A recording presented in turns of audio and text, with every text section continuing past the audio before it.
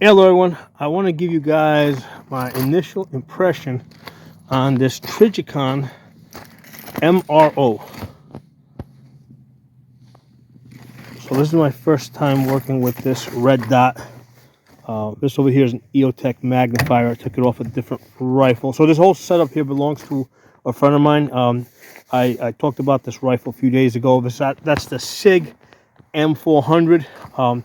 He wanted to upgrade the red dot. So he wanted me to zero it in for him. So let me tell you guys, I'm actually very surprised with the click adjustments. I can barely feel them or hear them.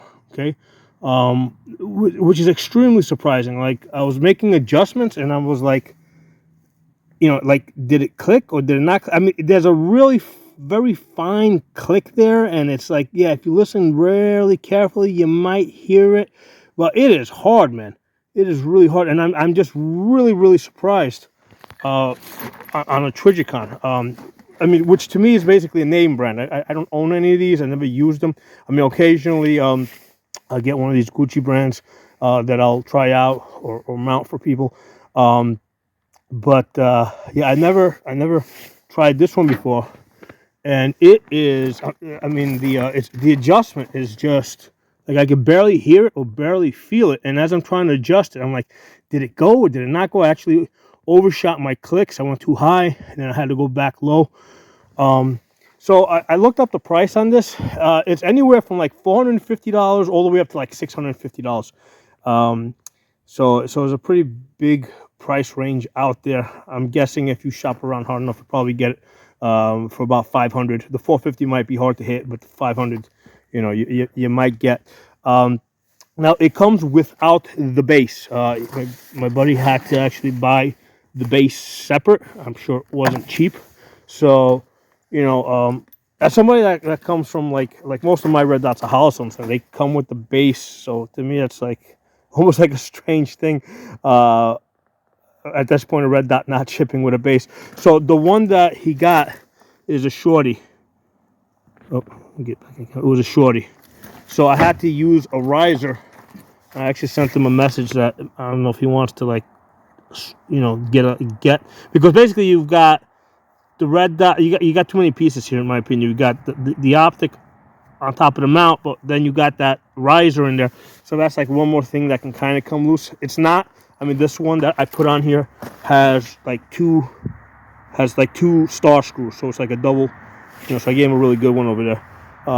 So I don't, I don't think this would come loose. And I also put Loctite on it, and the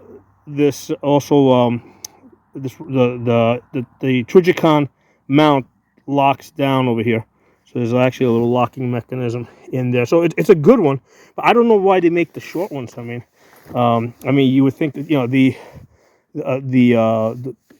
you basically want, like, I like to have 2 3/4 inches over the bore, right? I want my line of sight to be 2 3/4 inches over the bore.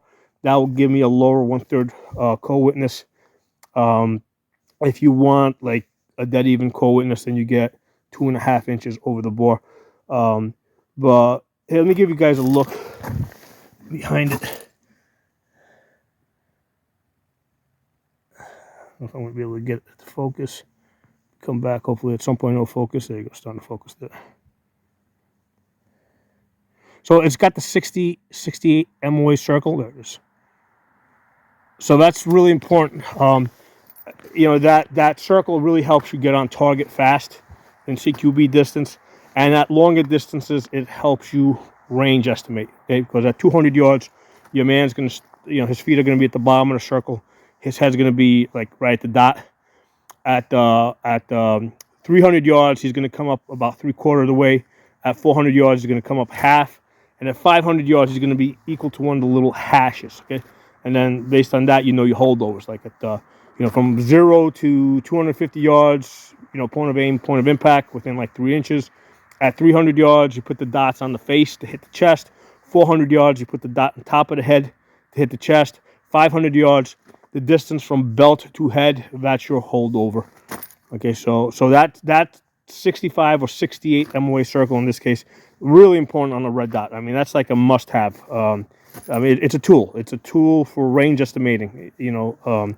Which I think is really important. And then with the magnifier, nice thing about the magnifier is that you go from being able to from just being able to put suppression fire at 500 yards, and now you can put like accurate fire at 500 yards. So to me, this is like kind of the priority. Like for red dot, magnifier behind it, right? I actually have a bubble level behind it here. It makes a difference, like especially if you're zeroing the rifle.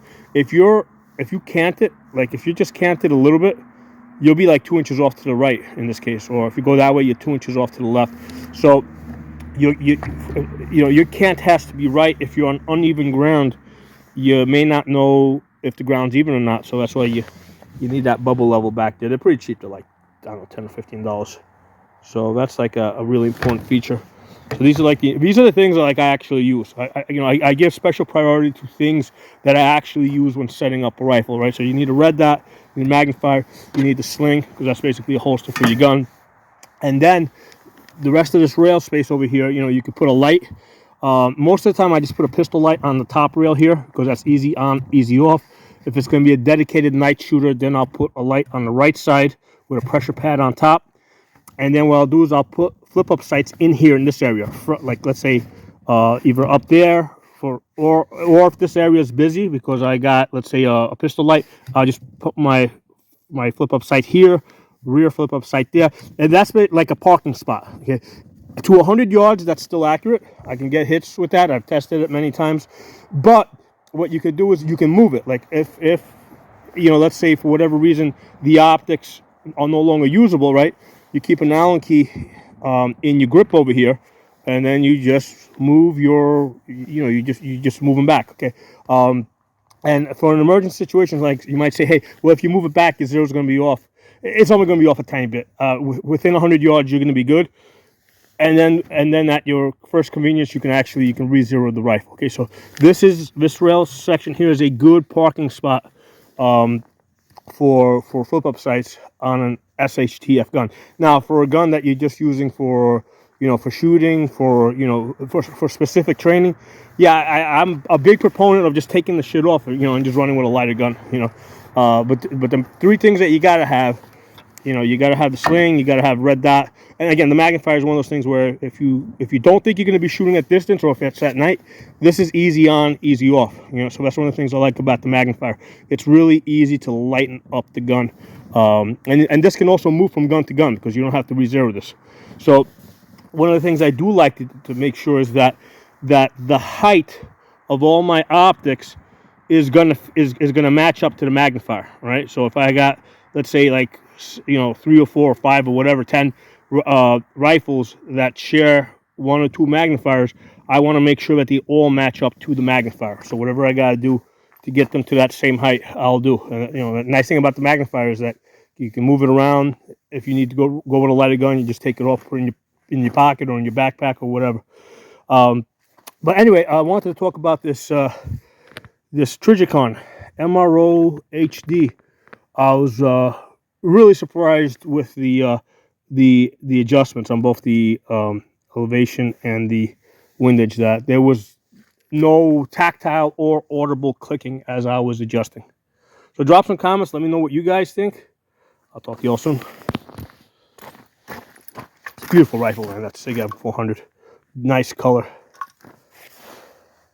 I'm getting about with the red dot and the magnifier right now, I'm getting about 2 inches at 100 yards. I'm just using target ammo. With match ammo, I'll probably get it closer to 1 inch.